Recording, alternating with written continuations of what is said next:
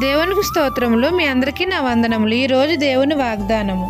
నా నామమును మీరు నన్నేమి అడిగినను నేను చేతును. యోహాను సువార్త 14 పరిశుద్ధుడైన మన తండ్రి అయిన యెహోవా తన ప్రియకుమారుడైన యేసే నామమున మనం ఏది అడిగినను దానిని నేను చేతును అని మన తండ్రి మనతో సెలవిస్తున్నారు.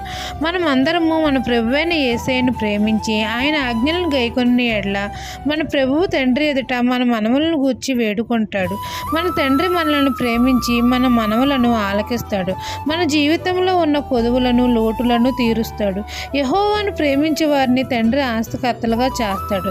కాబట్టి మనమందరం మన యేసయ్య నామమున దేన్ని అడుగుతామో తండ్రి తన ప్రియకుమారుని యందు మహిమపరచుటకై దాన్ని చేస్తాడు.